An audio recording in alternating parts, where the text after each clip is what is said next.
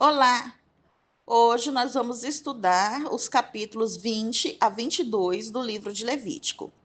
O capítulo 20 trata da pena de diversos crimes. Se os capítulos anteriores mostraram o que era errado, aqui nós temos as penas para quem estava no erro. Dos versículos 2 a 5 do capítulo 20, o oferecimento de crianças ao deus amonita Moloque era um crime, né? Era um pecado, e a pena era morte por apedrejamento. Essa pena também era aplicada a blasfemos, feiticeiros, violadores do sábado, idólatras, filhos rebeldes e adúlteros. No versículo 6 do capítulo 20, consultar médiums para se comunicar com os mortos era um pecado e crime e que tinham como pena a pena de morte, tanto para quem consultava como para o médium.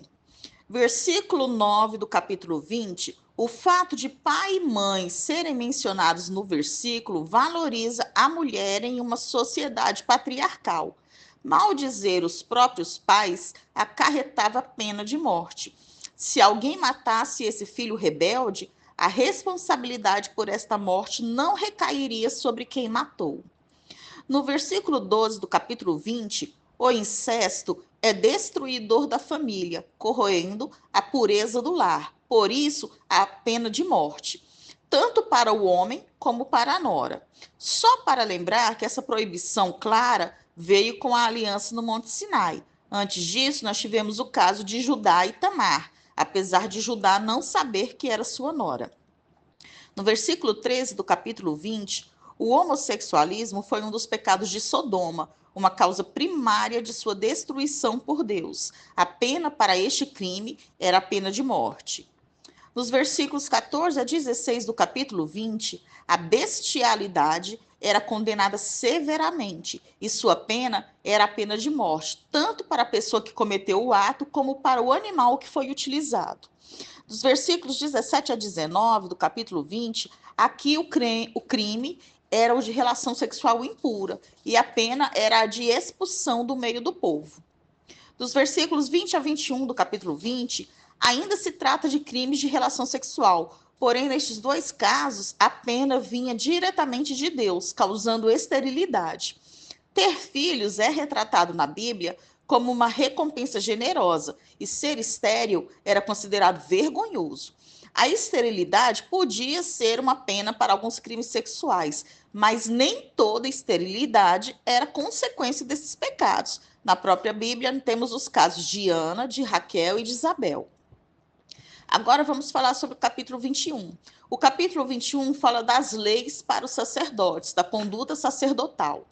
Dos versículos 1 a 4 do capítulo 21, a santidade, que é vida, e a morte são incompatíveis entre si. Por conseguinte, os sacerdotes não poderiam lamentar nenhuma morte, exceto a de seus parentes mais chegados. A esposa do sacerdote não é mencionada na Bíblia, não é mencionada. Na Bíblia Shed, a explicação da não menção à esposa é que a esposa é carne da carne do marido, sendo um só. Assim, não precisava ser mencionada. Já na Bíblia King James, na Bíblia King James, com o estudo Holman, informa que a esposa não é mencionada por não ser parente de sangue, sendo que a liberação do luto era só para parentes de sangue. No versículo 5 do capítulo 21, costumes de luto envolvendo a desfiguração do corpo também foram banidos, pois os sacerdotes, na qualidade de homens santos, tinham de ter corpos íntegros. No versículo 7 do capítulo 21, os sacerdotes eram proibidos de se casarem com mulheres de passado imoral ou divorciadas. Deviam casar-se somente com virgens ou com viúvas de outros sacerdotes. No versículo 9 do capítulo 21, como a família em Israel era uma unidade sólida, as ações de cada membro se refletiam nos outros. A cremação não era uma prática aceita em Israel. Logo, provavelmente, a punição por ter se tornado uma prostituta era a morte por apedrejamento, depois da qual, né, depois de morta, já falecida pelo apedrejamento, então o corpo da filha era queimado. Dos versículos 10 a 12 do capítulo 21, o sumo sacerdote, que representava o homem restaurado à comunhão com Deus, era obrigado a evitar todo e qualquer contato com a morte. Dos versículos 13 e 14 do capítulo 21, os sacerdotes deviam ser exemplos de vida santa, tanto nos seus deveres cerimoniais, quanto ao seu caráter pessoal e seus atos. Daí Deus requerer deles um padrão mais elevado do que o que ele exigia de um simples membro do seu povo. Nos versículos 16 a 23 do capítulo 21, as escrituras fazem distinção entre a pessoa de um homem e a missão que ele exerce. Deste modo, ninguém de entre os descendentes de Arão podia exercer o ofício de sacerdote se tivesse certas imperfeições e incapacidades físicas. Um sacerdote em Israel tinha de estar em boas condições físicas e não ter defeito. Embora o texto liste 12 defeitos que impediriam uma pessoa de servir como sacerdote, rabinos posteriores ampliaram a lista de defeitos para 142. Agora nós vamos falar sobre o capítulo 22. O capítulo 22 trata da lei de comer coisas santas, das coisas sagradas. Do versículo 1 a 7 do capítulo 22, qualquer pessoa cerimonialmente imunda que comesse alimentos santos de um sacrifício se arriscava à morte. A imundícia e a santidade não deveriam se misturar. A parte do sacrifício que o sacerdote comia era coisa santa. Por isso, os sacerdotes que estivessem ritualmente imundos não podiam participar destas comidas. Dos versículos 10 a 16 do capítulo 22, estes versículos definem quais os dependentes dos sacerdotes que tinham permissão para comer dos alimentos sacrificiais. Uma pena de restituição era prescrita para as pessoas, que não fossem sacerdotes e comessem as porções dos sacrifícios pertencentes aos sacerdotes.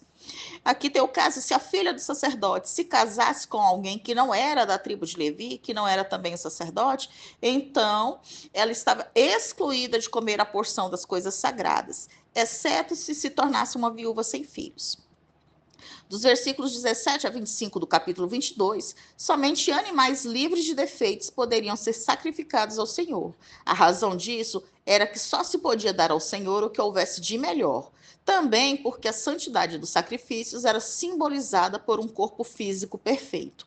Dos versículos 27 a 28 do capítulo 22, os animais recém-nascidos não eram considerados como tendo existência própria e independentes antes de uma semana de vida. Os israelitas entendiam este mandamento como um desejo da parte de Deus de lhes ensinar a misericórdia.